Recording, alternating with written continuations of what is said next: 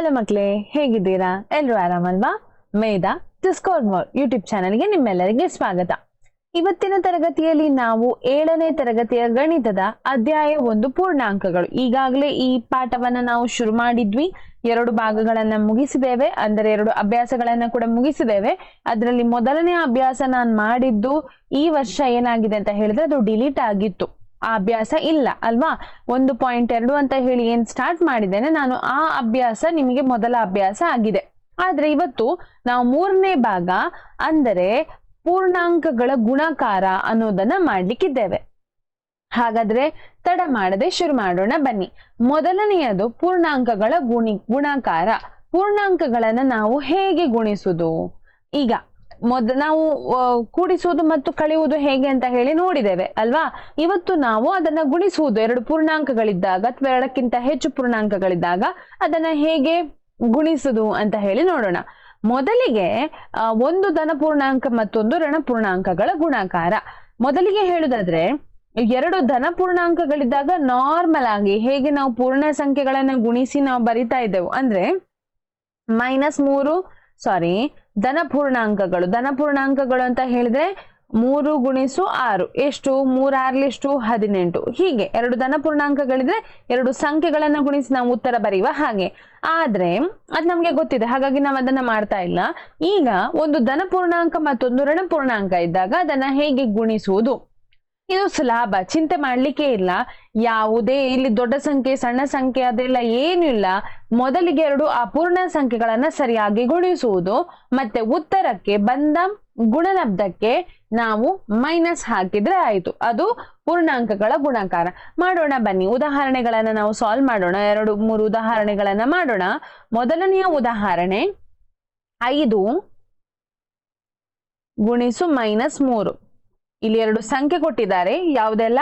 5 × -3. ನಿಮ್ಗೆ ಗೊತ್ತಿದೆ ಅಲ್ವಾ? 5 3 ಎಷ್ಟು? 5 3 15. ಫಸ್ಟಿಗೆ ಸಂಖ್ಯೆಗಳನ್ನ ಮಾತ್ರ ಗುಣಿಸಿ ಚಿಹ್ನೆಯ ಬಗ್ಗೆ ತಲೆ ಕೆಡಿಸಿಕೊಳ್ಬೇಡಿ. 5 3 ಎಷ್ಟು? 15. 5 3 15. ಈಗ ಬಂದ ಉತ್ತರಕ್ಕೆ ಮೈನಸ್ ಹಾಕಿದ್ರೆ ಆಯ್ತು. ಉತ್ತರ ಎಷ್ಟು? -15. ಇದು ಈಸಿ ಅಲ್ವಾ? ಉದಾಹರಣೆ 2 ಮಾಡೋಣ ಬನ್ನಿ. -23 × 2 ಅಂದರೆ ಎಷ್ಟು? 23 2 ಎಷ್ಟು? 2 3 6 2 2 4 46 ಬಂತು. ಉತ್ತರ ಏನ್ ಮಾಡ್ಬೇಕು? ಮೈನಸ್ ಹಾಕಬೇಕು. ಇದು ಪೂರ್ಣಾಂಕಗಳ ಗುಣಾಕಾರ. ಯಾವಾಗ? ಒಂದು ಸಂಖ್ಯೆ ಧನ ಪೂರ್ಣಾಂಕ ಮತ್ತೊಂದು ಸಂಖ್ಯೆ ಋಣ ಪೂರ್ಣಾಂಕ ಇದ್ದಾಗ. ಇನ್ನೊಂದು ಮಾಡೋಣ. 3 × -7. 3 ಎಷ್ಟು? 3 21. ಉತ್ತರಕ್ಕೆ ಏನ್ ಹಾಕ್ಬೇಕು? ಮೈನಸ್ ಹಾಕ್ಬೇಕು. ಇದೇನಾಯ್ತು? ಉತ್ತರ ಆಯ್ತು. ಹಾಗಾದ್ರೆ ಸಾಮಾನ್ಯವಾಗಿ ಯಾವುದೇ 2 ಪೂರ್ಣಾಂಕಗಳಿದ್ದಾಗ ನಾವೇನ್ ಮಾಡ್ತೇವೆ? ಉತ್ತರ ಅಂದ್ರೆ ಗುಣಲಬ್ಧದಲ್ಲಿ ಮೈನಸ್ ಆಗಿರ್ತದೆ. ಅದನ್ನ ನಾನು ಬರೀತೇನೆ ನೋಡಿ. ಸಾಮಾನ್ಯವಾಗಿ ಯಾವುದೇ 2 ಪೂರ್ಣಾಂಕಗಳು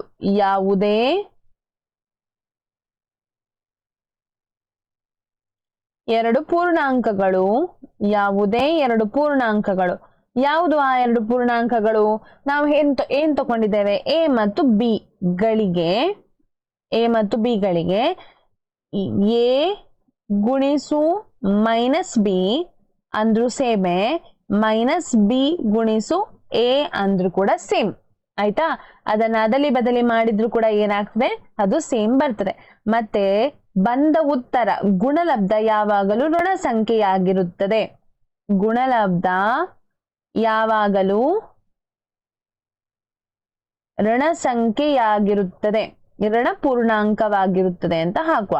ಋಣ ಪೂರ್ಣಾಂಕವಾಗಿರುತ್ತದೆ. ಆಯ್ತಾ? ಇದು ಯಾವಾಗ? 2 ಸಂಖ್ಯೆಗಳು, ಒಂದು ಧನ ಸಂಖ್ಯೆ ಮತ್ತೊಂದು ಋಣ ಸಂಖ್ಯೆ ಇದ್ದಾಗ. ಈಗ ನೋಡೋಣ 2ನೇ ಕಂಡೀಷನ್ ಏನಂತ ಹೇಳಿ. 2 ಋಣ ಪೂರ್ಣಾಂಕಗಳ ಗುಣಾಕಾರ. 2 ಋಣ ಪೂರ್ಣಾಂಕಗಳನ್ನ ಹೇಗೆ ಗುಣಿಸುವುದು? ಉದಾಹರಣೆ ಮೂಲಕ ನೋಡೋಣ ಬನ್ನಿ. ಉದಾಹರಣೆ 1 -3 × -2. ಈಗ ಎರಡು ಋಣ ಪೂರ್ಣಾಂಕಗಳನ್ನ ಗುಣಿಸುವಾಗ ಮೊದಲಿಗೆ ಹಾಗೆ ನಾವು ಪೂರ್ಣ ಸಂಖ್ಯೆಯನ್ನ ಜಸ್ಟ್ ತಲೆಯಲ್ಲಿ ಇಟ್ಕೊಂಡು ಗುಣಿಸ್ಬೇಕು. ಅಂದ್ರೆ ಸಂಖ್ಯೆಗಳನ್ನ ಮಾತ್ರ ಗುಣಿಸ್ಬೇಕು. 3 2 ಎಷ್ಟು 6. ಆದ್ರೆ ಇಲ್ಲಿ ಉತ್ತರದಲ್ಲಿ ಬರೆಯುವಾಗ ಪ್ಲಸ್ ಹಾಕ್ಬೇಕು. ಎರಡೂ ಸಂಖ್ಯೆಗಳು ಕೂಡ ಋಣ ಸಂಖ್ಯೆಯಾಗಿದ್ದಾಗ, ಋಣ ಪೂರ್ಣಾಂಕಗಳಾಗಿದ್ದಾಗ ಉತ್ತರ ಏನಾಗ್ತದೆ? ಧನ ಪೂರ್ಣಾಂಕ ಆಗ್ತದೆ. ಉತ್ತರ ಏನಾಗ್ತದೆ? ಧನ ಪೂರ್ಣಾಂಕ ಆಗ್ತದೆ. ಅದೇ ರೀತಿ ಉದಾಹರಣೆ 2 ತಕೊಳ್ಳೋಣ. ಉದಾಹರಣೆ 2 -4 ಗುಣಿಸು -4. 4 4 ಎಷ್ಟು 16. ಆದ್ರೆ ಉತ್ತರ ಏನಾಗ್ತದೆ? +16. ಹಾಗೆಯೇ 3ನೇ ಉದಾಹರಣೆಯನ್ನ ತಕೊಳ್ಳೋಣ. -3 ಗುಣಿಸು -5. 3 5 ಎಷ್ಟು 15. ಆದ್ರೆ ಗುಣಲಬ್ಧ ಏನಾಗ್ತದೆ? +15 ಆಗ್ತದೆ. ಹಾಗಾದ್ರೆ ಇಲ್ಲಿ ನಾವು ಬರೀಬಹುದಲ್ವಾ? ಯಾವುದೇ ಎರಡು ಋಣ ಪೂರ್ಣಾಂಕಗಳು, ಯಾವುದೇ ಎರಡು ಋಣ ಪೂರ್ಣಾಂಕಗಳಿಗೆ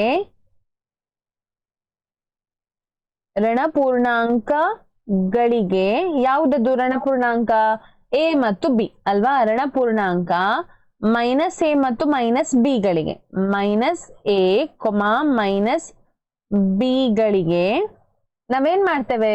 ಆ ಎರಡು ಸಂಖ್ಯೆಗಳನ್ನ ಗುಣಿಸಿದಾಗ -a ಗುಣಿಸು -b ಅಥವಾ -b ಗುಣಿಸು -a ಮಾಡಿದಾಗ ಬರುವ ಉತ್ತರ ಏನಾಗ್ತದೆ? a ಗುಣಿಸು b. ಅಂದ್ರೆ ಎರಡು ಪ್ಲಸ್ ಸಂಖ್ಯೆಗಳನ್ನ ಗುಣಿಸಿದ ಗುಣಲಬ್ಧ ಹೇಗೆ ಬರ್ತದೆ ನೋಡಿ, ಹಾಗೆ ಬರ್ತದೆ. ಆಯ್ತಾ? ಇದರಲ್ಲಿ ಬರಿಬಹುದು. ಏನಾಗ್ತದೆ? ಎರಡು ಋಣ ಪೂರ್ಣಾಂಕಗಳನ್ನ ಗುಣಿಸಿದಾಗ ಗುಣಲಬ್ಧ ಯಾವಾಗಲೂ ಧನ ಪೂರ್ಣಾಂಕವಾಗಿರುತ್ತದೆ. ಧನ ಪೂರ್ಣಾಂಕವಾಗಿರುತ್ತದೆ. ಆಯ್ತಾ? ಧನ ಪೂರ್ಣಾಂಕವಾಗಿರುತ್ತದೆ. ಇಷ್ಟು ಗೊತ್ತಾಯ್ತಲ್ವಾ? ಮುಂದಕ್ಕೆ ಹೋಗೋಣ. ಈಗ ಗುಣಕಾರ ತಿಳಿಯಿತು ಅಂತ ಹೇಳಿ ಭಾವಿಸಿದ್ದೇನೆ. ಮುಂದಕ್ಕೆ ಹೋಗೋಣ. ಪೂರ್ಣಾಂಕಗಳ ಗುಣಾಕಾರದ ಗುಣಲಬ್ಧಗಳು. ಈ ಗುಣಾಕಾರದ ಗುಣಲಬ್ಧಗಳನ್ನ ನಾವು ಈಗಾಗಲೇ ಕಲ್ತಿದ್ದೇವೆ ಅಲ್ವಾ? ಹೇಗೆ ಕಲ್ತಿದ್ದೇವೆ ನಾವು? ಯಾವ್ದ್ರಲ್ಲಿ ಸಂಕಲನದ ಗುಣಧರ್ಮಗಳನ್ನ ಕಲ್ತಿದ್ದೇವೆ. ಅದೇ ರೀತಿ ಈಗ ಗುಣಾಕಾರದ ಗುಣಲಬ್ಧಗಳನ್ನ ಕಲಿಯೋಣ. ಮೊದಲಿಗೆ ಆವೃತ ಗುಣ ಅಂದ್ರೇನು? ಎರಡು ಸಂಖ್ಯೆಗಳನ್ನ ಗುಣಿಸಿದಾಗ, ಅಥವಾ ನಾವು ಸಂಕಲನದಲ್ಲಿ ಕಲಿತದ್ದು ಹಾಗೆ, ನೀವೆರಡು ಸಂಖ್ಯೆಗಳನ್ನ ಕೂಡಿಸಿದಾಗ ಉತ್ತರ ಪೂರ್ಣಾಂಕ ಬಂದ್ರೆ ಅದು ಆವೃತವಾಗಿದೆ ಅಂತ ಹೇಳಿ ಅರ್ಥ. ಅದೇ ರೀತಿ ಇಲ್ಲಿ ಕೂಡ ಹಾಗೆ. ಉದಾಹರಣೆ ಬರೀತೇನೆ ನೋಡಿ. ಉದಾಹರಣೆ 1 ಏನ್ ಮಾಡ್ಬೇಕು? ಎರಡು ಸಂಖ್ಯೆಗಳನ್ನು ನೀವು ಗುಣಿಸಬೇಕು. -30 ಗುಣಿಸು -2. 32 ಎಷ್ಟು 60. 3 2 6 ಅಲ್ವಾ? +60 ಬರ್ತದೆ. +60 ಒಂದು ಪೂರ್ಣಾಂಕವಾ? ಹೌದು, +60 ಒಂದು ಪೂರ್ಣಾಂಕ ಆಗಿದೆ. ಅದೇ ರೀತಿ -12 ಗುಣಿಸು 4 ಎಷ್ಟು ಬರ್ತದೆ ಉತ್ತರ? 48. 12 4 48. ಆದ್ರೆ ಒಂದು ಮೈನಸ್ ಮತ್ತೊಂದು ಪ್ಲಸ್ ಇದ್ದಾಗ ಉತ್ತರ ಏನಾಗ್ತದೆ? -48 ಆಗ್ತದೆ. -48 ಪೂರ್ಣಾಂಕವಾ? ಹೌದು, -48 ಕೂಡ ಏನಾಗಿದೆ? ಪೂರ್ಣಾಂಕ ಆಗಿದೆ. ಹಾಗಾದ್ರೆ ನಾವು ಹೇಳ್ಬಹುದಲ್ವಾ? ಹಾಗಾದರೆ ಬರೆಯೋಣ ಬನ್ನಿ. ಯಾವುದೇ ಎರಡು ಪೂರ್ಣಾಂಕ a ಮತ್ತು b ಗಳಿಗೆ, ಪೂರ್ಣಾಂಕ a ಮತ್ತು b ಗಳಿಗೆ ಏನ್ ಮಾಡ್ಬೇಕು? ಗುಣಿಸಿದಾಗ, a ಮತ್ತು b ಗುಣಿಸಿದಾಗ ಒಂದು ಪೂರ್ಣಾಂಕ ಸಿಗ್ತದೆ, ಒಂದು ಪೂರ್ಣಾಂಕ ದೊರೀತದೆ. ನಮ್ಗೆ ಗೊತ್ತಿದೆ, ಅದನ್ನೇ ನಾವು ಏನಂತ ಹೇಳ್ತೇವೆ? ಆವೃತ ಗುಣ ಅಂತ ಹೇಳ್ತೇವೆ. ಹಾಗಾದ್ರೆ ನಮ್ಗೆ ಇಲ್ಲಿ ಇನ್ನೊಂದು ವಿಷಯ ತಿಳಿತು. ಏನಾಗಿದೆ? ಪೂರ್ಣಾಂಕಗಳು ಗುಣಾಕಾರದಲ್ಲಿ ಆವೃತವಾಗಿದೆ ಅಲ್ವಾ? ಪೂರ್ಣಾಂಕಗಳು ಗುಣಾಕಾರದಲ್ಲಿ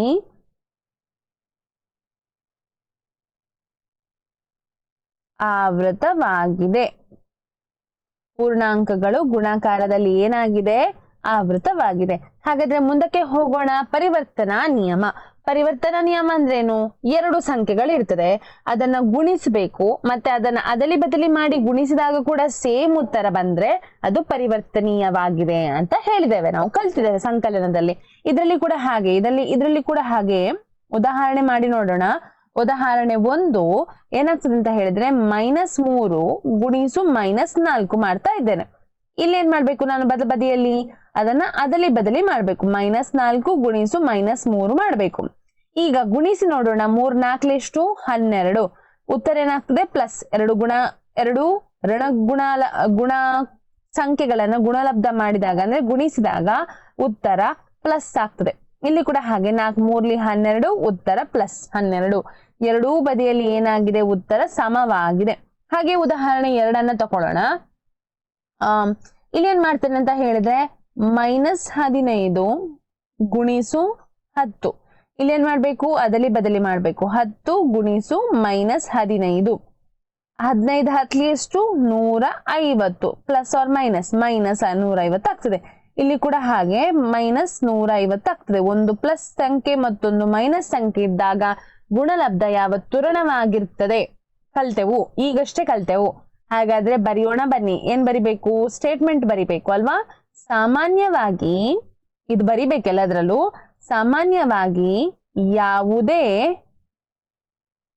2 ಪೂರ್ಣಾಂಕಗಳಿಗೆ 2 ಪೂರ್ಣಾಂಕ ಎ ಮತ್ತು ಬಿ ಗಳಿಗೆ, ಆಯ್ತಾ, 2 ಪೂರ್ಣಾಂಕ ಎ ಮತ್ತು ಬಿ ಗಳಿಗೆ ಏನಾಗ್ತದೆ ಎ ಗುಣಿಸು ಬಿ ಸಮ ಬಿ ಗುಣಿಸು ಎ ಆಗ್ತದೆ ಅಲ್ವಾ. ಅದನ್ನ ಬದಲಿ ಮಾಡಿದಾಗ ಕೂಡ ಏನಾಗ್ಬೇಕದು ಸಮವಾಗಿರ್ಬೇಕು. ಇದ್ರಿಂದ ನಮ್ಗೆ ಏನ್ ತಿಳಿಯಿತು? ಪೂರ್ಣಾಂಕಗಳು ಏನಾಗಿದೆ ಗುಣಾಕಾರದಲ್ಲಿ ಪರಿವರ್ತನೀಯವಾಗಿದೆ. ಗುಣಾಕಾರದಲ್ಲಿ ಪರಿವರ್ತನೀಯವಾಗಿದೆ.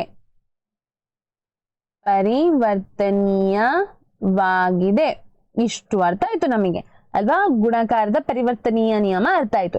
ಈಗ ಮುಂದಕ್ಕೆ ಹೋಗೋಣ. 0ಯಿಂದ ಗುಣಾಕಾರ. 0ಯಿಂದ ಗುಣಿಸಿದಾಗ ಏನಾಗ್ತದೆ ನಿಮ್ಗೆ ಗೊತ್ತಿರ್ಬೋದು. 0ಯಿಂದ ಗುಣಿಸಿದಾಗ ಏನಾಗ್ತದೆ ಅಂತ ಹೇಳಿ. ಆದ್ರೂ ಕೂಡ ಇನ್ನೊಮ್ಮೆ ನಾವು ಉದಾಹರಣೆಗಳನ್ನ ಮಾಡುವುದರ ಮೂಲಕ ಕಲಿಯೋಣ. ಉದಾಹರಣೆ 1. ಮೊದಲ ಉದಾಹರಣೆ -3 ಗುಣಿಸು 0. 3 0 ಎಷ್ಟು 0. ಉದಾಹರಣೆ 2 ತಗೊಳ್ತೇನೆ. 0 ಗುಣಿಸು 4 ಉತ್ತರ 0. ಹಾಗೆ ಮೂರನೇ ಒಂದು ಉದಾಹರಣೆಯನ್ನ ತಗೊಳ್ತೇನೆ. -5 ಗುಣಿಸು 0 ಉತ್ತರ ಏನಾಗ್ತದೆ 0. ಇದರಿಂದ ನಾವು ಏನ್ ಕಲ್ತೆವು? ಯಾವುದೇ ಸಂಖ್ಯೆಗೆ ಯಾವುದೇ ಪೂರ್ಣಾಂಕಕ್ಕೆ 0ಯಿಂದ ಗುಣಿಸಿದಾಗ ಬರುವ ಉತ್ತರ ಏನಾಗ್ತದೆ 0. ಹಾಗಾದ್ರೆ ನೀವು ಅಲ್ಲಿ ಬರಿಬೇಕು. ಸಾಮಾನ್ಯವಾಗಿ ಯಾವುದೇ ಪೂರ್ಣಾಂಕ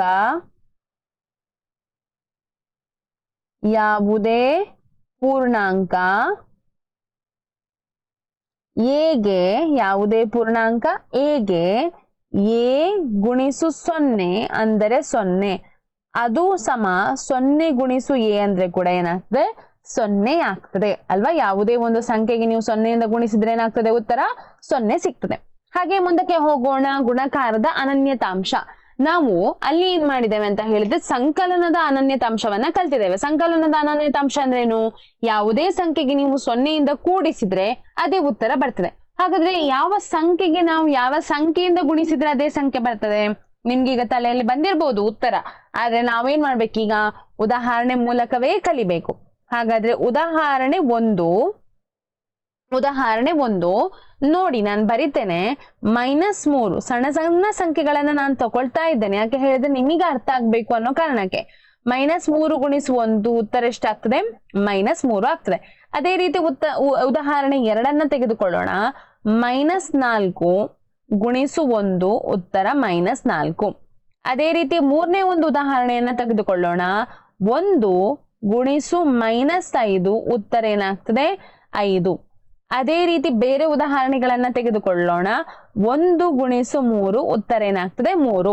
ನೀವೇನ್ ಮಾಡಿದ್ರಿ? ನೀವು ಧನ ಸಂಖ್ಯೆ ತಕೊಳ್ಳಿ ಅಥವಾ ಋಣ ಸಂಖ್ಯೆ ತಕೊಳ್ಳಿ, ಪೂರ್ಣಾಂಕಗಳನ್ನ ತೆಗೆದುಕೊಳ್ಳಿ, ಅದಕ್ಕೆ 1ರಿಂದ ನೀವು ಗುಣಿಸಿದ್ರೆ ಉತ್ತರ ಅದೇ ಸಂಖ್ಯೆ ಬರಬೇಕು. ಹಾಗಾದ್ರೆ ನಾವೇನಂತ ಹೇಳ್ಬಹುದು? ಸಾಮಾನ್ಯವಾಗಿ ಇದನ್ನ ಬರಿಬೇಕು ಎಲ್ಲದರಲ್ಲೂ ಕೂಡ. ಇದು ಕಾಮನ್, ಈಗ ನಿಮ್ಗೆ ಬೈ ಹಾರ್ಟ್ ಆಗ್ತದೆ ಮತ್ತೆ ಬರೆದು. ಸಾಮಾನ್ಯವಾಗಿ ಯಾವುದೇ ಪೂರ್ಣಾಂಕ ಎಗೆ ಯಾವುದೇ ಪೂರ್ಣಾಂಕ ಎಗೆ ನಾವೇನ್ ಮಾಡ್ಬೇಕು, ಎ ಗುಣಿಸು 1 ಅಥವಾ 1 ಗುಣಿಸು ಎ ಅಂದ್ರೆ ಉತ್ತರ ಏನ್ ಬರ್ತದೆ, ಏನೇ ಆಗಿದೆ. ಏನೇ ಆಗಿದೆ. ಒಂದನ್ನು ಗುಣಾಕಾರದ ಅನನ್ಯತಾ ನಿಯಮಕ್ಕೆ ಅನುಗುಣವಾಗಿದೆ ಅಲ್ವಾ. ಅಂದ್ರೆ ಪೂರ್ಣಾಂಕಗಳು ಗುಣಾಕಾರದ ಅನನ್ಯತಾ ಗುಣಕ್ಕೆ ಏನಾಗಿದೆ, ಬದ್ಧವಾಗಿದೆ. ಅಥವಾ ಒಂದನ್ನ ಗುಣಾಕಾರದ ಅನನ್ಯತೆಯ ಸಂಖ್ಯೆ ಅಂತ ಹೇಳ್ಬೋದು. ಹಾಗಾದ್ರೆ ಒಂದು ಗುಣಾಕಾರದ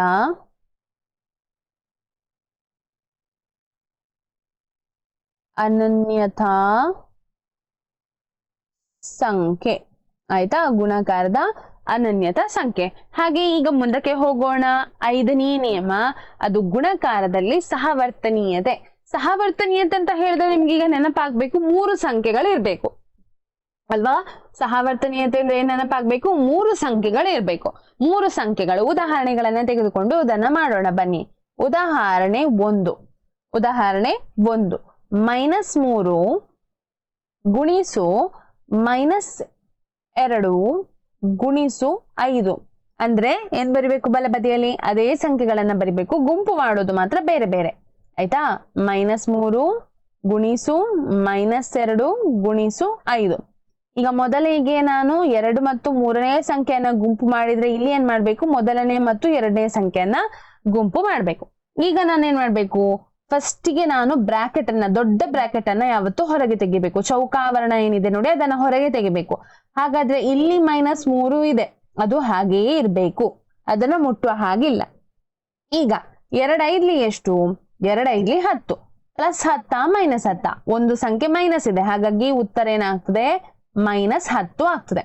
ಇಲ್ಲಿ ನೋಡಿ ಮತ್ತೆ ಸಮ, ಇದಕ್ಕೆ ಬರೋಣ, ಬಲಬದಿಗೆ ಬರೋಣ. ಈಗ ಬ್ರಾಕೆಟ್ ಅನ್ನ ತೆಗಿಬೇಕಲ್ಲ. 3 2 ಎಷ್ಟು, 6 ಅಂತ ಹೇಳಿದ್ರೆ +6 -6 ಎರಡೂ ಕೂಡ ಋಣ ಸಂಖ್ಯೆ, ಹಾಗಾಗಿ ಇಲ್ಲಿ ಏನಾಗ್ತದೆ, ಇದು +6 ಆಗ್ತದೆ. ಗುಣಿಸು ಹೊರಗೇನಿದೆ, ಚೌಕಾವರಣದ ಹೊರಗೆ 5 ಇದೆ. 3 10 ಎಷ್ಟು, 30 ಉತ್ತರ. ಪ್ಲಸ್ ಪ್ಲಸ್ ಯಾಕೆ ಹೇಳಿದ್ರೆ ಎರಡೂ ಸಂಖ್ಯೆಗಳು ಕೂಡ ಋಣ ಸಂಖ್ಯೆಗಳು, ಹಾಗಾಗಿ ಉತ್ತರ ಏನಾಗ್ತದೆ, +30 ಆಗ್ತದೆ. ಇಲ್ಲಿ 6 5 ಎಷ್ಟು, 30 ಬಂತ, ಸಮ ಬಂತಲ್ವಾ. ಎರಡೂ ಬದಿಯಲ್ಲಿ ಕೂಡ ಏನ್ ಬಂತು, ಸಮ ಬಂತು. ನಿಮ್ಗೆ ಹೀಗೆ ಬೇರೆ ಸಂಖ್ಯೆಗಳನ್ನ ನೋಡಿ ಮಾಡಬಹುದು. ನಾನೀಗ ಇನ್ನೊಂದು ಉದಾಹರಣೆ ತೆಗೆದುಕೊಳ್ಳಿಕ್ಕೆ ಹೋಗುವುದಿಲ್ಲ, ಇದು ಅರ್ಥ ಆಗಿದೆ ಅಂತ ಹೇಳಿ ಭಾವಿಸ್ತೇನೆ. ಆಯ್ತಾ. ಸೊ ಹಾಗಾಗಿ ನಾವು ಏನ್ ಮಾಡುವ, ಡೈರೆಕ್ಟ್ ಆಗಿ ಬರೆಯೋಣ. ಹಾಗಾದರೆ ಸಾಮಾನ್ಯವಾಗಿ ಯಾವುದೇ 3 ಪೂರ್ಣಾಂಕಗಳಿಗೆ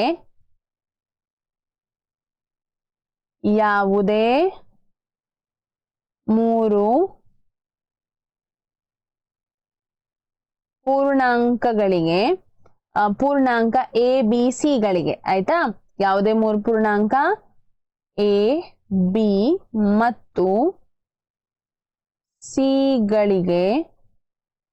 ಸಿಗಳಿಗೆ ಏನ್ ಮಾಡ್ಬೇಕು, ಎ ಗುಣಿಸು ಬಿ ಗುಣಿಸು ಸಿ ಅಂದರೆ ಎ ಗುಣಿಸು ಬಿ ಗುಣಿಸು ಸಿ. ಇಲ್ಲಿ ನಾವು ಇದಕ್ಕೆ ಬ್ರಾಕೆಟ್ ಹಾಕಿದ್ರೆ ಇಲ್ಲಿ ನಾವು ಮೊದಲನೇ 2 ಸಂಖ್ಯೆಗಳಿಗೆ ಬ್ರಾಕೆಟ್ ಹಾಕ್ಬೇಕು. ಇದು ಹಾಕ್ಬೇಕು. ನೀವು ಮೊದಲನೇ 2 ಸಂಖ್ಯೆಗೆ ಹಾಕಿದ್ರೆ ನಂತರದಲ್ಲಿ ಬಲಬದಿಯಲ್ಲಿ 2ನೇ ಮತ್ತು 3ನೇ ಸಂಖ್ಯೆಗೆ ಹಾಕಬಹುದು. ಆಯ್ತಾ, ಅದರಲ್ಲಿ ಏನು ತೊಂದರೆ ಇಲ್ಲ. ಹಾಗಾದರೆ ಪೂರ್ಣಾಂಕಗಳು ಗುಣಾಕಾರದಲ್ಲಿ ಏನಾಗಿದೆ ಅಂತ ಗೊತ್ತಾಗ್ತದೆ ನಮಗೆ, ಸಹವರ್ತನೀಯವಾಗಿದೆ ಅಂತ ಹೇಳಿ ಗೊತ್ತಾಗ್ತದೆ. ಪೂರ್ಣಾಂಕಗಳು ಗುಣಾಕಾರದಲ್ಲಿ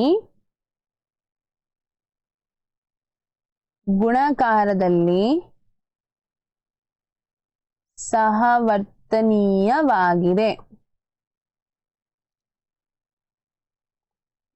ಪೂರ್ಣಾಂಕಗಳು ಗುಣಾಕಾರದಲ್ಲಿ ಏನಾಗಿದೆ, ಸಹವರ್ತನೀಯವಾಗಿದೆ. ಹಾಗಾದ್ರೆ ಕೊನೆಯದಾಗಿ ಇನ್ನು ಒಂದು ಎಕ್ಸ್ಟ್ರಾ ನಿಯಮ ಕಲೀಲಿಕ್ಕಿದೆ. ಇದು ನಮಗೆ ಸಂಕಲನದಲ್ಲಿ ಇರ್ಲಿಲ್ಲ, ಇದು ಗುಣಾಕಾರದಲ್ಲಿ ಮಾತ್ರ ಇದೆ. ವಿಭಾಜಕ ನಿಯಮ ಏನಂತ ಹೇಳ್ತೇವೆ, ವಿಭಾಜಕ ನಿಯಮ. ಇದನ್ನು 1-2 ಉದಾಹರಣೆಗಳನ್ನ ಮಾಡ್ತೇನೆ, ನಿಮ್ಗೆ ಆಗ ಅರ್ಥ ಆಗ್ತದೆ. ಸೊ ಜಸ್ಟ್ ನೋಡಿಕೊಳ್ಳಿ. ಉದಾಹರಣೆ 1, ಆಯ್ತಾ. ಏನ್ ಮಾಡ್ಬೇಕಂತ ಹೇಳಿದ್ರೆ, -2 ಗುಣಿಸು ಚೌಕಾವರಣ ಹಾಕ್ಬೇಕು 3 + 5. ಸಾರಿ, ಇಲ್ಲಿ ಚೌಕಾವರಣವೇ ಹಾಕ್ಬೇಕು. ಯಾವ ಆವರಣ ಓಪನ್ ಮಾಡಿದ್ರೆ ಆ ಆವರಣದಿಂದಲೇ ನಾವು ಕ್ಲೋಸ್ ಮಾಡ್ಬೇಕು. ಅಂದರೆ -2 ಗುಣಿಸು 3 ಪ್ಲಸ್, ಅಥವಾ ಇಲ್ಲಿ ಕೂಡ ನಾವು ಚೌಕಾವರ್ಣ ಹಾಕಬಹುದು ಆಯ್ತಾ. ಮತ್ತೆ -2 ಗುಣಿಸು -2 ಗುಣಿಸು 5 ಚೌಕಾವರ್ಣ ಕ್ಲೋಸ್. ಇಲ್ಲಿಂದ ಹೇಗೆ ಮಾಡುದು, ಫಸ್ಟ್ ಇಲ್ಲಿ ಗುಣಿಸು, ಮತ್ತೆ 2 ಸಂಖ್ಯೆಗಳ ಮಧ್ಯೆ ಏನಿದೆ ಪ್ಲಸ್ ಇದೆ, ಆಗ ಇದರಿಂದ ಇದಕ್ಕೆ ಗುಣಿಸ್ಬೇಕು ಮತ್ತು ಇದರಿಂದ ಇದಕ್ಕೆ ಗುಣಿಸುದು ಬಲಬದಿಯಲ್ಲಿ ಆಯ್ತಾ. ಈಗ ಇದನ್ನ ಕೂಡ ಸಾಲ್ವ್ ಮಾಡ್ಬೇಕು, ಬಲಬದಿಯದನ್ನು ಕೂಡ ಬಿಡಿಸ್ಬೇಕು, ನಾವು ಎಡಬದಿಯದನ್ನು ಕೂಡ ಬಿಡಿಸ್ಬೇಕು. ಫಸ್ಟ್ ಎಡಬದಿಯದನ್ನ ಬಿಡಿಸುವ. -2 ಹಾಗೆ ನಾನು ಆಗ ಹೇಳಿದ್ದೇನೆ, ಬ್ರಾಕೆಟ್ ದೊಡ್ಡ ಬ್ರಾಕೆಟ್ ಇದ್ದಾಗ ಆ ಬ್ರಾಕೆಟ್ ನ ಒಳಗೆ ಏನಿದೆ ಮೊದಲು ಅದನ್ನ ಸಾಲ್ವ್ ಮಾಡ್ಬೇಕು, ಅಂದ್ರೆ ಬಿಡಿಸ್ಬೇಕು. 3 + 5 ಎಷ್ಟು? 8 ಆಗ್ತದೆ. 3 + 5 ಎಷ್ಟಾಗ್ತದೆ? 8 ಆಗ್ತದೆ. ಇದನ್ನೇ ಬಿಡಿಸುವ. 2 8 ಎಷ್ಟು? 16. ಉತ್ತರ ಎಷ್ಟು ಬರ್ತದೆ? -16 ಬಂತು. ಇಲ್ಲಿ ಕೂಡ ಅಷ್ಟೇ ಬರ್ಬೇಕು, ಬರ್ತದ ಅಂತ ನೋಡೋಣ. 2 3 6 -6 ಅಲ್ವಾ, -6. ಇಲ್ಲಿ ದೊಡ್ಡ ಸಂಖ್ಯೆ ಪ್ಲಸ್ ಇದೆ. ಅನಂತರ 2 5 ಎಷ್ಟು? 2 5 10 -10. ಯಾಕೆ -10? ಯಾಕೆ? -2 ಇದೆ. ಸೊ ಎರಡೂ ಸಂಖ್ಯೆಗಳು ಮೈನಸ್ ಇದ್ದಾಗ ನಾವು ಅದನ್ನ ಕೂಡ್ತೇವೆ, ದೊಡ್ಡ ಸಂಖ್ಯೆ ಚಿಹ್ನೆ ಹಾಕ್ತೇವೆ. 6 + 10 ಎಷ್ಟಾಗ್ತದೆ? 16. ಉತ್ತರ ಏನಾಗ್ತದೆ? ದೊಡ್ಡ ಸಂಖ್ಯೆ ಅಂದ್ರೆ 10, 10ರ ಚಿಹ್ನೆ -16 ಇದೆ. ಎರಡೂ ಬದಿಯಲ್ಲಿ ಏನ್ ಬಂತು? ಸಮ ಬಂತು. ಇನ್ನೊಂದು ಉದಾಹರಣೆಯನ್ನ ತೆಗೆದುಕೊಂಡು ಬೇಕಾದ್ರೆ ಮಾಡೋಣ ನಾವು. -8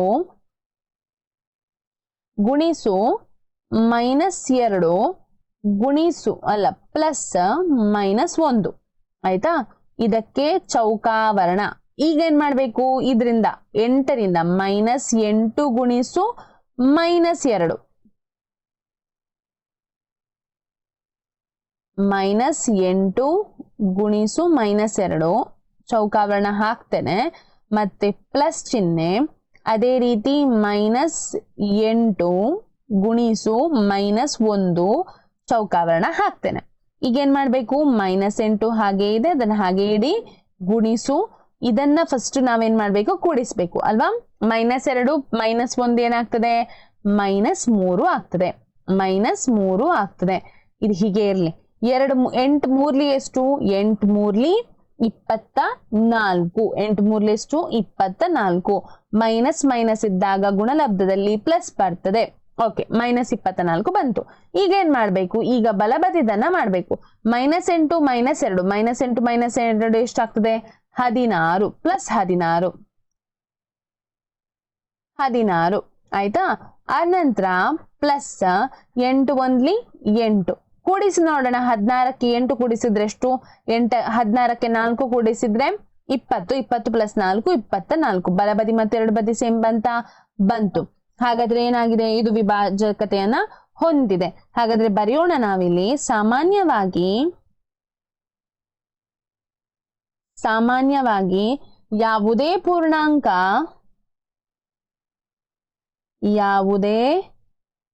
ಪೂರ್ಣಾಂಕ ಎ ಬಿ ಮತ್ತು ಸಿಗಳಿಗೆ ಏನಾಗ್ತದೆ? ಎ ಗುಣಿಸು ಬಿ ಪ್ಲಸ್ ಸಿ ಅಂದರೆ ಎ ಗುಣಿಸು ಬಿ ಪ್ಲಸ್ ಎ ಗುಣಿಸು ಸಿ ಆಗ್ತದೆ ಆಯ್ತಾ. ಇದು ಏನಾಗಿದೆ? ಅದರ ಉತ್ತರ ಅಂದ್ರೆ ಅದರ ವಿಭಾಜಕತೆಯ ನಿಯಮ ಅದು ಆಯ್ತಾ. ಇಷ್ಟು ಅರ್ಥ ಆಗಿದೆ ಅಂತ ಹೇಳಿ ಭಾವಿಸ್ತೇನೆ. ಇಲ್ಲಿಗೆ ವಿವರಣೆ ಮುಗೀತದೆ. ಮುಂದಕ್ಕೆ ನಾವು ಅಭ್ಯಾಸವನ್ನ ನೋಡ್ಲಿಕ್ಕಿದ್ದೇವೆ. ಅಭ್ಯಾಸವನ್ನ ಸ್ಟಾರ್ಟ್ ಮಾಡೋಣ. ಮೊದಲಿಗೆ ಅಭ್ಯಾಸ 1.2ರ ಮೊದಲನೇ ಪ್ರಶ್ನೆ, ಪ್ರತಿಯೊಂದರ ಗುಣಲಬ್ಧವನ್ನ ಕಂಡುಹಿಡಿಯಿರಿ. ಇದನ್ನ ನೀವೇ ಮಾಡ್ಲಿಕ್ಕೆ ಪ್ರಯತ್ನ ಮಾಡ್ಬೇಕು ಆಯ್ತಾ. ಈಗ ಮೊದಲನೆಯದಾಗಿ 3 1 ಎಷ್ಟು? 3 1 3. ಫಸ್ಟ್ಗೆ ಸಂಖ್ಯೆಗಳನ್ನ ಮಾತ್ರ ಗುಣಿಸಿ, ಚಿಹ್ನೆಯ ಬಗ್ಗೆ ಚಿಂತೆ ಮಾಡಬೇಡಿ. 3 1 3. ಆದ್ರೆ ಎರಡೂ ಸಂಖ್ಯೆಯಲ್ಲಿ ಒಂದು ಏನಾದ್ರೂ ಮೈನಸ್ ಇದ್ರೆ ಉತ್ತರದಲ್ಲಿ ಕೂಡ ಮೈನಸ್ ಆಗ್ತದೆ ಆಯ್ತಾ. ಹಾಗೆಯೇ -1 ಗುಣಿಸು 225. 225 225. ಒಂದು ಸಂಖ್ಯೆ ಮೈನಸ್ ಅಲ್ವಾ, ಹಾಗಾಗಿ ಉತ್ತರ -225 ಆಗ್ತದೆ. ಅದೇ ರೀತಿ ಮೂರನೇದು 21 30. 3ರಿಂದ ಗುಣಿಸಿದಷ್ಟೇ. 3 1 3. ಅದೇ ರೀತಿ 3 2 6 63 ಬರ್ತದೆ. 0 ಒಂದು 0 ಉಂಟಲ್ಲ, 0 ಹಾಕಿದೆ ನಾನೀಗ. 630 ಆಯ್ತಾ. ಇದು ಸರಿ ಬರಿತೇನೆ ಬೇಕಾದ್ರೆ. 630 ಮೈನಸ್ ಮೈನಸ್ ಇದೆ ಉತ್ತರದ ಪ್ರಶ್ನೆಯಲ್ಲಿ, ಹಾಗಾದ್ರೆ ಉತ್ತರ ಪ್ಲಸ್ 630 ಆಗ್ತದೆ. ಅದೇ ರೀತಿ 4ನೇ ಪ್ರಶ್ನೆಗೆ ಹೋಗೋಣ. 316 ಗುಣಿಸು 1 ಉತ್ತರ ಎಷ್ಟಾಗ್ತದೆ? 316. ಮೈನಸ್ ಮೈನಸ್ ಇದ್ದಾಗ ಪ್ಲಸ್ 316 ಆಗ್ತದೆ. ಅದೇ ರೀತಿ ನೋಡಿ, ಈಗ 3 ಸಂಖ್ಯೆ ಇದೆ, 3 ಸಂಖ್ಯೆನ ಹೇಗೆ ಗುಣಿಸ್ಬೇಕು ಅಂತ ಹೇಳ್ತೇನೆ. ಮೊದಲಿಗೆ ಇದನ್ನೆರಡನ್ನ ಗುಣಿಸೋಣ. ಯಾವ್ದನ್ನ? 15 0. 15 ಗುಣಿಸು 0 ಏನಾಗ್ತದೆ? 0 ಆಗ್ತದೆ. 0 ಗುಣಿಸು ಮೈನಸ್ 18. 0ಯಿಂದ ಯಾವುದೇ ಸಂಖ್ಯೆಗೆ ಗುಣಿಸಿದಾಗ ಉತ್ತರ ಏನಾಗ್ಬೇಕು? 0 ಆಗ್ಬೇಕು. ನೆಕ್ಸ್ಟ್ 316 ಗುಣಿಸು ಮೈನಸ್ 1. ಒಂದ್ ನಿಮಿಷ, 316 ಗುಣಿಸು ಮೈನಸ್ 1 ಅಲ್ಲ, ಇಲ್ಲೇನೋ ಒಂದು ಬದಲಾವಣೆ ಆಗಿದೆ. 12 ಗುಣಿಸು ಮೈನಸ್ 11 ಗುಣಿಸು 10 ಆಗ್ಬೇಕು ಇಲ್ಲಿ. ಎಫ್ ಪ್ರಶ್ನೆ ಚೇಂಜ್ ಆಗಿದೆ, ಬರಿತೇನೆ ನೋಡಿ. -12 ಗುಣಿಸು -11 ಗುಣಿಸು 0 ಆಯ್ತಾ. 12 11 ಎಷ್ಟು? 12 ಮತ್ತು 11 ಗುಣಿಸುವಾಗ ನೀವೇನ್ ಮಾಡಿ ಅಂತ ಹೇಳಿದ್ರೆ, ಯಾವ ಸಂಖ್ಯೆಯಿಂದ ಗುಣಿಸಿದ್ರೆ ಅದನ್ನ ಮೊದಲಿಗೆ ಮತ್ತು ಕೊನೆಗೆ ಹಾಕಿ, ಮತ್ತೆ ಇದೆರಡನ್ನ ಕೂಡಿಸಿ, ಈ 2 ಅಂಕೆಗಳನ್ನ ಕೂಡಿಸಿ. 1 + 3 ಎಷ್ಟಾಗ್ತದೆ? 1 + 2 ಎಷ್ಟಾಗ್ತದೆ? 3. ಹಾಗಾದ್ರೆ 12 11 ಎಷ್ಟು? 132. 0 ಇದೆ ಅಲ್ವಾ, ಮೈನಸ್ ಪ್ಲಸ್ ಆಗ್ತದೆ 0, ಅಂದರೆ ಉತ್ತರ 0 ಆಗ್ತದೆ. ಇಲ್ಲಿ ಸಾರಿ 10 ಆಯ್ತಾ? 10. ಹಾಗಾದ್ರೆ ಇಲ್ಲಿ 0 ಅಲ್ಲ, ಇಲ್ಲೇನು 0 ಅಲ್ಲ, ಒಂದು 0 ಹಾಕ್ಬೇಕು ಉತ್ತರಕ್ಕೆ ಅಷ್ಟೇ. 132 0 ಆಯ್ತಾ. ಉತ್ತರ ಅಷ್ಟು ಬರ್ತದೆ. ಓಕೆ, ಮುಂದಕ್ಕೆ ಹೋಗೋಣ. ಜಿ ಅನ್ನೋ ಪ್ರಶ್ನೆ. 9 ಗುಣಿಸು -3 ಗುಣಿಸು -6. 9 3 ಎಷ್ಟಾಗ್ತದೆ? ಮೊದಲಿಗೆ ಈ 2 ಅಂಕೆಗಳನ್ನ ಗುಣಿಸೋಣ. 9 3 -27. -27 ಗುಣಿಸು -6. 27 6 6 7 42. 4 ಉಳಿತು. 6 2 12. 12 + 4 ಎಷ್ಟು? 16. 162. ಈಗ ಪ್ಲಸ್ 162 -162 ಎರಡೂ ಸಂಖ್ಯೆಗಳು ಮೈನಸ್ ಮೈನಸ್ ಇರುವ ಕಾರಣ ಉತ್ತರ ಏನಾಗ್ತದೆ? ಪ್ಲಸ್ 162 ಆಗ್ತದೆ. ಮುಂದಕ್ಕೆ ಹೋಗೋಣ. ಎಚ್ ಅನ್ನೋ ಪ್ರಶ್ನೆ. ಎಚ್ ಅನ್ನೋ ಪ್ರಶ್ನೆ ಏನಾಗ್ತದೆ? -18 ಗುಣಿಸು 5. 18 5 ಎಷ್ಟು? 18 5 ಎಷ್ಟು? ಅಥವಾ ಈ ಸಂಖ್ಯೆ ದೊಡ್ಡದು ಅಂತ ಅನಿಸಿದ್ರೆ ಉಳಿದ 2 ಸಂಖ್ಯೆಗಳನ್ನ ನೋಡಿ, ಸಣ್ಣದುಂಟಾ? ಉಂಟಲ್ವಾ? 5 4 ನಮ್ಗೆ ಸುಲಭದಲ್ಲಿ ಗುಣಿಸಬಹುದು. ಇದನ್ನ ಹಾಗೆ ಇಡಿ. -18 ಗುಣಿಸು 5 4 ಎಷ್ಟು? 5 4 20 ಪ್ಲಸ್ 20. ಅದು ಯಾಕೆ? ಮೈನಸ್ ಮೈನಸ್ ಇರುವ ಕಾರಣ ಉತ್ತರಕ್ಕೆ ಪ್ಲಸ್ 20. ಈಗ 18ಕ್ಕೆ 2ರಿಂದ ಗುಣಿಸಿ. 18 2 ಎಷ್ಟು? 36 ಅಲ್ವಾ? ಒಂದು 0 ಸೇರಿಸಿ. ಮತ್ತೆ ಉತ್ತರ ಒಂದು ಸಂಖ್ಯೆ ಪ್ಲಸ್ ಮತ್ತೊಂದು ಸಂಖ್ಯೆ ಮೈನಸ್ ಆಗಿರುವ ಕಾರಣ ಉತ್ತರ ಎಷ್ಟು ಬರಬೇಕು? ಮೈನಸ್ ಬರಬೇಕು. ಐಗೆ ಹೋಗೋಣ. ಐ ಅನ್ನೋ ಪ್ರಶ್ನೆಗೆ -1 ಗುಣಿಸು -2. ಮೈನಸ್ ಮೈನಸ್ ಎಷ್ಟಾಗ್ತದೆ? ಪ್ಲಸ್. ಆದ್ರೆ 1 ಗುಣಿಸು 2 2 ಗುಣಿಸು. ಇದನ್ನ ಗುಣಿಸಿ ಡೈರೆಕ್ಟ್ ಮಾಡ್ಬೋದು, ಅಥವಾ ಪುನಃ ಇದರಿಂದ ಇದಕ್ಕೆ ಗುಣಿಸಿ ಮತ್ತೆ ಇದರಿಂದ ಇದಕ್ಕೆ ಕೂಡ ಗುಣಿಸಬಹುದು. ಆ ರೀತಿ ಕೂಡ ಮಾಡಬಹುದು. ನಾನೀಗ 3 ಗುಣಿಸು 4 ಮಾಡ್ತೇನೆ. 3 2 ಎಷ್ಟು? ಸಾರಿ 3 4 ಎಷ್ಟು? 12 -12. ಈಗೇನ್ ಮಾಡ್ಬೇಕು? 2 ಗುಣಿಸು 12 ಮಾಡಿ. 2 12 24 -24 ಉತ್ತರ ಆಗ್ತದೆ. ಆ ರೀತಿ ಕೂಡ ಮಾಡಬಹುದು. ನಿಮ್ಗೆ ಯಾವ ರೀತಿ ಸುಲಭ ಆ ರೀತಿ ಗುಣಿಸಬಹುದು. ಯಾಕೆ ಹೇಳಿದ್ರೆ ನೀವು ಯಾವ ಬದಿಯಿಂದ ಗುಣಿಸಿದ್ರು ಕೂಡ ಉತ್ತರ ಬದಲಾವಣೆ ಆಗುವುದಿಲ್ಲ, ಗುಣಕಾರದಲ್ಲಿ ಮತ್ತು ಸಂಕಲನದಲ್ಲಿ. ಈಗ ಇದೆರಡನ್ನ ಗುಣಿಸಿ. 3 6 18 ಪ್ಲಸ್ 18. ಯಾಕೆ? 2 ಸಂಖ್ಯೆಗಳು ಕೂಡ ಮೈನಸ್ ಮೈನಸ್ ಆಗಿದೆ. ಈಗ ಇದೆರಡನ್ನ ಗುಣಿಸಿ. ಯಾವುದು? 2 1 2. 12 2 ಎಷ್ಟಾಗ್ತದೆ? 12 2 36. ಉತ್ತರ 36 ಪ್ಲಸ್ 36. ಇದು ಉತ್ತರ ಆಯ್ತಾ. ಒಂದನೇದು ಇಲ್ಲಿಗೆ ಮುಗಿತದೆ. ಹಾಗೆ ಇವುಗಳನ್ನ ಪರೀಕ್ಷಿಸಿ ನೋಡ್ಬೇಕಂತೆ ನಾವು, ಸರಿ ಇದೆಯಾ ಇಲ್ವಾ ಅಂತ ಹೇಳಿ. ಓಕೆ, ನೋಡೋಣ ಬನ್ನಿ. -18 ಇದನ್ನ ಹಾಗೇ ಇಡ್ತೇನೆ. -18 ಗುಣಿಸು. ಇದೇನ್ ಮಾಡ್ಬೇಕು ನಾವೀಗ? ಈ ಸ್ಕ್ವೇರ್ ಬ್ರಾಕೆಟ್ ಇದೆ ಅಲ್ವಾ, ಚೌಕಾವರಣದ ಒಳಗೆ ಏನಿದೆ ಅದನ್ನ ನಾವು ಏನ್ ಮಾಡ್ಬೇಕು? ಸಾಲ್ವ್ ಮಾಡ್ಬೇಕು. 7 ಮತ್ತೆ ನೋಡಿ, ಇಲ್ಲಿ ಹೊರಗಡೆ ಪ್ಲಸ್ ಇದೆ, ಒಳಗಡೆ ಮೈನಸ್ ಇದೆ. ಪ್ಲಸ್ ಮೈನಸ್ ಇದ್ದಾಗ ನಾವು ಯಾವತ್ತು ಏನ್ ಮಾಡ್ಬೇಕು? ಮೈನಸ್ ಮಾಡ್ಬೇಕು. ದೊಡ್ಡ ಸಂಖ್ಯೆ ಚಿಹ್ನೆಯನ್ನ ಹಾಕ್ಬೇಕು. 7ರಿಂದ 3 ಕಳೆದ್ರೆ 4. ದೊಡ್ಡ ಸಂಖ್ಯೆ 7. 7ರ ಚಿಹ್ನೆ ಯಾವುದು? ಪ್ಲಸ್. ಆಯ್ತಾ. 8 18 ನಾಲ್ಕಲಿ 18 ನಾಲ್ಕಲಿ ಎಷ್ಟು, ಅಥವಾ 4 8ಲಿ 32, 3 ಉಳಿತು, 4 1ಲಿ 4, 4 ಪ್ಲಸ್ 3 ಎಷ್ಟಾಗ್ತದೆ 7 ಆಗ್ತದೆ, 72 ಬಂತು. ಈಗ ಇಲ್ಲಿ ನೋಡೋಣ 18 7ಲಿ ಎಷ್ಟಾಗ್ತದೆ, 18ರಿಂದ 7ಅನ್ನ ಗುಣಿಸಿ ನೋಡೋಣ ಎಷ್ಟು ಬರ್ತದೆ. 18 7ಲಿ ಮಾಡಿ ನೋಡೋಣ, ನೀವಾಗೆ ಮಾಡಿಕೊಳ್ಬೇಕು, ಮತ್ತೆ ಮಗ್ಗಿ ಸುಲಭವಾಗಿ ಗೊತ್ತಿರ್ಬೇಕು. 18 7ಲಿ ಎಷ್ಟು ಬರ್ತದೆ, 126 ಅಲ್ವಾ, 126 ಬಂತು. ಇದನ್ನ ಬ್ರಾಕೆಟ್ ಹಾಕಿ ಮುಗಿಸ್ತೇನೆ ನಾನು.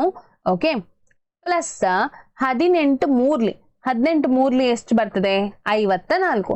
54 ಪ್ಲಸ್ 54 ಮೈನಸ್ 54, -54. ಯಾಕೆ ಹೇಳಿದ್ರೆ 3 ಮೈನಸ್ ಚಿಹ್ನೆ ಆಗಿದೆ. ಈಗ ನೋಡಿ, ಇಲ್ಲಿ ಒಂದು ಕಡೆ ಪ್ಲಸ್ ಇದೆ, ಒಳಗಡೆ ಮೈನಸ್ ಇದೆ. ಆಗೇನ್ ಮಾಡ್ಬೇಕು, 126ರಿಂದ 54ಅನ್ನ ಕಳಿಬೇಕು, ದೊಡ್ಡ ಸಂಖ್ಯೆ ಚಿಹ್ನೆ ಹಾಕಬೇಕು. 54 ಕಳಿವಾಗ ಎಷ್ಟು ಬರ್ತದೆ, 126ರಿಂದ 54ಅನ್ನ ಕಳೆಯಿರಿ. ಇಲ್ಲಿ 2 ಬರ್ತದೆ, ಇಲ್ಲಿ 12ರಿಂದ 5ಅನ್ನು ಕಳೆದ್ರೆ 7 ಬರ್ತದೆ. ಉತ್ತರ 72. ಕರೆಕ್ಟ್ ಬಂತಲ್ವಾ. ಬಲಬದಿ ಮತ್ತು ಎಡಬದಿ ಏನಾಗಿದೆ, ಕರೆಕ್ಟ್ ಬಂತು. ಇದು ಅಷ್ಟೇ ಉತ್ತರ, ಅಷ್ಟನ್ನೇ ಮಾಡ್ಲಿಕ್ಕೆ ನಮ್ಗೆ. ಈಗ ಮುಂದಕ್ಕೆ ಹೋಗೋಣ. ಎರಡನೇ ಪ್ರಶ್ನೆ, ಅಂದ್ರೆ ಅದರಲ್ಲೇ ಎರಡನೇ ಪ್ರಶ್ನೆ 21 - 21, ಅದನ್ನ ಹಾಗೆ ಹೊರಗೆ ಬರೀತೇನೆ. 4 6ಲಿ ಎಷ್ಟಾಗ್ತದೆ, 4 6ಲಿ 24 ಪ್ಲಸ್ 24. ಯಾಕೆ ಹೇಳಿದ್ರೆ ಇದು -4 -4 ಏನಾಗಿದೆ, ಮೈನಸ್ ಇರುವ ಕಾರಣ ಉತ್ತರ ಪ್ಲಸ್ 24 ಬರ್ತದೆ. ಈಗ 21 ಗುಣಿಸಿ 24, 21 ಗುಣಿಸಿ 24 ಮಾಡಿ ನೋಡೋಣ. 21 24ಲಿ ಎಷ್ಟು, ನೀವಾಗೆ ಮಾಡ್ಬೇಕು. 21 ಗುಣಿಸಿ 24 ಎಷ್ಟು, 21 ಗುಣಿಸಿ 24 ಎಷ್ಟು, 1 4ಲಿ 4, 4 2ಲಿ 8, 2 1ಲಿ 2, 2 2ಲಿ 4, 4 10 5, 504 ಅಲ್ವಾ. ಉತ್ತರ ಎಷ್ಟು ಬರ್ಬೇಕು, 504 ಬರ್ಬೇಕು. ಓ ಸಾರಿ, ಒಂದ್ ಸೆಕೆಂಡ್, ಇಲ್ಲಿ ಒಂದು ತಪ್ಪು ಮಾಡಿದ್ದೇನೆ ನಾನು. ಒಂದು ನಿಮಿಷ. ಇಲ್ಲಿ ಗುಣಿಸ್ಲಿಕ್ಕಲ್ಲ ಅಲ್ವಾ, ನೋಡಿ ಯಾಕೆ ಗುಣಿಸ್ಲಿಕ್ಕಲ್ಲ ಹೇಳಿ. ಇಲ್ಲಿ ಪ್ಲಸ್ ಇದೆ ಅಲ್ವಾ, ಮೈನಸ್ ಯಾವತ್ತು ಪ್ಲಸ್ ಆಯ್ತಾ. ಹಾಗಾಗಿ ಏನ ಮಾಡ್ಬೇಕು, ದೊಡ್ಡ ಸಂಖ್ಯೆ ಚಿಹ್ನೆ -10 ಬರ್ತದೆ. ಉತ್ತರ -210 ಬರ್ತದೆ. ಇದನ್ನೆರಡನ್ನ ಗುಣಿಸಿದಾಗ ಪ್ಲಸ್ 210 ಬರ್ತದೆ. ಆಯ್ತಾ. ಸಾರಿ, ಇಲ್ಲಿ ಪ್ಲಸ್ ಚಿಹ್ನೆ ಉಂಟು, ಅದು ನಂಗೆ ಮರ್ತೋಯ್ತು. ಸಾರಿ. ಈಗ ಏನ್ ಮಾಡ್ಬೇಕು, 24 21 4ಲಿ ಮೈನಸ್ ಇದೆ, ಗುಣಿಸಿ ನೋಡೋಣ. 4 8 ಪ್ಲಸ್ 84 ಪ್ಲಸ್ ಯಾಕೆ ಹೇಳಿದ್ರೆ -21 -4 ಇದೆ. ಪ್ಲಸ್ ಇದು ಕೂಡ ಹಾಗೆ 21 6ಲಿ ಎಷ್ಟು ಬರ್ತದೆ, 6 1ಲಿ 6, 6 2ಲಿ 12 ಪ್ಲಸ್. ಈಗ 84 ಪ್ಲಸ್ 126 ಕೂಡಿಸಿ ನೋಡೋಣ. 84 126, 8 10 ಏನಾಯ್ತು ಇಲ್ಲಿ, ಅಲ್ಲ ಸಾರಿ 10 ಅಲ್ವಾ, 10 1 11 210. ಸೊ 210 ಬಂತು. ಎಡಬದಿ ಮತ್ತು ಬಲಬದಿ ಏನಾಯ್ತು, ಸಮವಾಗಿದೆ. ಓಕೆ, ಇದು ಸರಿ ಬಂತು ನಮಗೆ. ಈಗ ಮೂರನೇ ಪ್ರಶ್ನೆ, ಯಾವುದೇ ಪೂರ್ಣಾಂಕ ಎಗೆ -1 ಗುಣಿಸು ಎ ಯಾವುದಕ್ಕೆ ಸಮ, ಏನ್ ಬರ್ತದೆ. -1 ಗುಣಿಸು ಎ ಮಾಡಿದ್ರೆ ಏನ್ ಬರ್ತದೆ, -1 ಗುಣಿಸು ಎ ಮಾಡಿದಾಗ ಉತ್ತರ ಎ ಬರ್ತದೆ. ಯಾಕೆ ಹೇಳಿದ್ರೆ -1 ಅನ್ನೋದು ಏನಾಗಿದೆ, 1ರಿಂದ ಗುಣಿಸಿದಾಗ ನಮಗೆ ಉತ್ತರ, ಸಾರಿ ಇಲ್ಲಿ -1 ಅಲ್ವಾ, -a ಬರ್ತದೆ. -a ಬರ್ತದೆ. ಆಯ್ತಾ, -a ಬರ್ತದೆ ಇಲ್ಲಿ, ಇದು ಕರೆಕ್ಟ್ ಇಷ್ಟೇ. ಈಗ ನಾವೇನ್ ಮಾಡ್ಬೇಕು ಅಂತ ಹೇಳಿದ್ರೆ, ಇಲ್ಲಿ ಸ್ವಲ್ಪ ನನಗೆ ಜಾಗ ಬೇಕಿತ್ತು. ಓಕೆ, ಇದನ್ನ ನಾನು AB ಮಾಡೋ. ಓಕೆ ನೋಡಿ, ಒಂದ್ ನಿಮಿಷ. ಎರಡನೇ ಪ್ರಶ್ನೆ ನೋಡಿ, -1ರೊಂದಿಗೆ ಮುಂದಿನ ಗುಣಲಬ್ಧವನ್ನು ನೀಡುವ ಪೂರ್ಣಾಂಕಗಳನ್ನ ನಿರ್ಧರಿಸಿ. ಅಂದ್ರೆ ಹೇಗೆ ಗೊತ್ತಾ, ಯಾವುದರಿಂದ -1ಕ್ಕೆ ಗುಣಿಸಿದ್ರೆ ಉತ್ತರ ಇದಾಗಿರ್ಬೇಕು, ಕೊಟ್ಟ ಸಂಖ್ಯೆ ಆಗಿರ್ಬೇಕು, -22 ಆಗಿರ್ಬೇಕು. ಈಗ ಯಾವ್ದು 1 ಅನ್ನೋದು ಏನಾಗಿದೆ, ಗುಣಕಾರದ ಅನನ್ಯತಾಂಶ, ಆದ್ರೆ -1 ಇದೆ. ಇಲ್ಲಿ ಮಾತ್ರ ಏನಾಗಿದೆ, -1 ಇದೆ. ಯಾವ್ದ್ರಿಂದ ಗುಣಿಸಿದ್ರೆ 22 ಬರ್ತದೆ, 22ರಿಂದನೇ ಗುಣಿಸಿದ್ರೆ 22 ಬರ್ತದೆ. ಅಲ್ವಾ? 22ರಿಂದಲೇ ಗುಣಿಸಿದ್ರೆ ಏನಾಗ್ತದೆ ಉತ್ತರ 22 ಬರ್ತದೆ. ಇದು ಅಲ್ಲದಿದ್ರೆ, ಇದು ಡೈರೆಕ್ಟ್ ನಿಮ್ಗೆ ಮಾಡ್ಲಿಕ್ಕೆ ಆಗುದಿಲ್ಲ ಅಂತ ಇದ್ರೆ ಇದಕ್ಕೇನ್ ಮಾಡ್ಬೇಕಂತ ಹೇಳಿದ್ರೆ, ನೀವು ಗೊತ್ತಿಲ್ಲದ ಸಂಖ್ಯೆಯನ್ನ ಎಕ್ಸ್ ಅಂತ ತಗೊಳ್ಬೇಕು. ಗುಣಿಸು -1 ಅಂದರೆ -22. ಎಕ್ಸ್ ಗುಣಿಸು -1 -x ಉತ್ತರ. ಗುಣಿಸು -22. ಎರಡೂ ಕಡೆ ಕೂಡ ಮೈನಸ್ ಇದ್ದಾಗ ಅದೇನಾಗ್ತದೆ, ಕ್ಯಾನ್ಸಲ್ ಆಗ್ತದೆ. ಹಾಗಾಗಿ ಉತ್ತರ ಏನಾಗ್ತದೆ, ಎಕ್ಸ್ ನ ಬೆಲೆ ಏನಾಗ್ತದೆ 22 ಆಗ್ತದೆ. ಅದೇ ರೀತಿ ಬಿ ಅನ್ನೋ ಪ್ರಶ್ನೆಗೆ ಮಾಡೋಣ ಬನ್ನಿ. ಡ್ಯಾಶ್ ಗುಣಿಸು -1 ಅಂತ ಹೇಳಿದ್ರೆ 37. ಇಲ್ಲಿ ನಿಮ್ಗೆ ಎಕ್ಸ್ ತಕೊಂಡ್ವಿ ಅಲ್ವಾ, ನಾವಿಲ್ಲಿ ವೈ ತಕೊಳ್ಳೋಣ. ವೈ ಗುಣಿಸು -1 -y ಅಂದರೆ 37. ವೈ ಅಂತ ಹೇಳಿದ್ರೆ ನಾವು ಯಾವತ್ತು ಹುಡುಕುವ ಯಾವುದೇ ಒಂದು ಬೀಜಾಕ್ಷರ ಏನಿರ್ತದೆ ನೋಡಿ, ಅಲ್ಲಿ ಮೈನಸ್ ಇಡಬಾರ್ದು, ಆಚೆಗೆ ಕಳಿಸ್ಬೇಕು. ಈ ಮೈನಸ್ ಅನ್ನ ಈಚೆಗೆ ಕಳಿಸುವಾಗ -37 ಆಗ್ತದೆ. ಆಯ್ತಾ? ವೈ ಅಂತ ಹೇಳಿದ್ರೆ ಹಾಗೆ. ಸಿ ಏನಿದೆ ನೋಡಿ, ಅದು ನಿಮಗೆ ಹೋಮ್ ವರ್ಕ್, ಅದು ನೀವು ಮಾಡಬೇಕು. ಇಲ್ಲಿ ಎಕ್ಸ್ ವೈ ತಕೊಂಡೆ, ಅಲ್ಲಿ ನೀವು ಝೆಡ್ ತಕೊಂಡು ಮಾಡಬಹುದು. ಅರ್ಥ ಆಯ್ತಲ್ವಾ? ಅದನ್ನ ಮಾಡಿ ನೋಡೋಣ. 4ನೇದು ಕೊನೆಯ ಪ್ರಶ್ನೆ. -1 ಗುಣಿಸು 5ರಿಂದ ಆರಂಭಿಸಿ -1 ಗುಣಿಸು -1 ಅಂತ ಹೇಳಿದ್ರೆ 1 ಅನ್ನೋ ವಿನ್ಯಾಸದ ಸೂಚಿಸುವ ಗುಣಲಬ್ಧಗಳನ್ನ ಬರೆಯಿರಿ. ಏನಂತ ಹೇಳಿದ್ರೆ, ಈಗ ನೋಡಿ, -1 ಗುಣಿಸು 5 ಉತ್ತರ ಏನಾಗ್ತದೆ -5 ಆಗ್ತದೆ. ಇಲ್ಲಿಂದ 1 ತನಕ ಬರ್ಬೇಕು ನೋಡಿ. ಸಂಖ್ಯಾ ರೇಖೆ ಬರಿತೇನೆ. 1 ಇಲ್ಲಿ -1 -2 -3 -4 -5 ಇಲ್ಲಿಂದ ಇಲ್ಲಿ ತನಕ ಬರ್ಬೇಕು. ಹಾಗಾದ್ರೆ ನೀವು ಹಿಂದೆ ಬರ್ಬೇಕು. ಆಯ್ತಾ? ಮುಂದೆ ಬರ್ಬೇಕು. ಈಗ ಅಲ್ಲಿ -5ರಿಂದ ಗುಣಿಸಿದೆವು. ಈಗ 4ರಿಂದ ಗುಣಿಸೋಣ. -1 ಗುಣಿಸು 4 ಅಂತ ಹೇಳಿದ್ರೆ -4. ಇನ್ನು ಎಷ್ಟರಿಂದ ಗುಣಿಸ್ಬೇಕು? 3ರಿಂದ ಗುಣಿಸೋಣ. -1 ಗುಣಿಸು 3 ಅಂತ ಹೇಳಿದ್ರೆ -3. -1 ಗುಣಿಸು 2 ಅಂತ ಹೇಳಿದ್ರೆ -2. -1 ಗುಣಿಸು 1 ಅಂತ ಹೇಳಿದ್ರೆ -1. ಅದೇ ರೀತಿ -1 ಗುಣಿಸು 0 ಅಂತ ಹೇಳಿದ್ರೆ 0. -1 ಗುಣಿಸು -1 ಅಂತ ಹೇಳಿದ್ರೆ ಉತ್ತರ 1 ಬಂತಲ್ವಾ? ಇದು ಏನಾಗಿದೆ? ಆ ವಿನ್ಯಾಸ ಆಗಿದೆ. ಇವಿಷ್ಟು ಅಭ್ಯಾಸ 1.2ರದು ಗುಣಾಕಾರದ ಪೂರ್ಣಾಂಕಗಳಲ್ಲಿ ಗುಣಾಕಾರ ಅನ್ನೋದ್ರ ಬಗ್ಗೆ. ಇಷ್ಟು ಅರ್ಥ ಆಗಿದೆ ಅಂತ ಹೇಳಿ ಭಾವಿಸ್ತೇನೆ. ಏನಾದ್ರೂ ಡೌಟ್ ಇದ್ರೆ ಇದಕ್ಕೆ ನೀವು ಕಮೆಂಟ್ ಮಾಡಬಹುದು. ಕಮೆಂಟ್ ಮೂಲಕ ನಿಮ್ಗೆ ಪ್ರಶ್ನೆಗಳನ್ನ ಕೇಳಬಹುದು. ವಿಡಿಯೋ ಇಷ್ಟ ಆಗಿದ್ರೆ ಇದನ್ನ ಲೈಕ್ ಮಾಡಿ, ಮತ್ತೆ ನಿಮ್ಮ ಫ್ರೆಂಡ್ಸ್ ಜೊತೆಗೆ ಶೇರ್ ಮಾಡಿ. ಮತ್ತೆ ಯಾರಾದ್ರೂ ಚಾನಲ್ ಅನ್ನ ಸಬ್ಸ್ಕ್ರೈಬ್ ಮಾಡದೇ ಇದ್ರೆ ಚಾನಲ್ ಅನ್ನ ಆದಷ್ಟು ಬೇಗ ಸಬ್ಸ್ಕ್ರೈಬ್ ಮಾಡಿ ಅಂತ ಹೇಳ್ತಾ ಎಲ್ಲರಿಗೂ ಧನ್ಯವಾದಗಳು.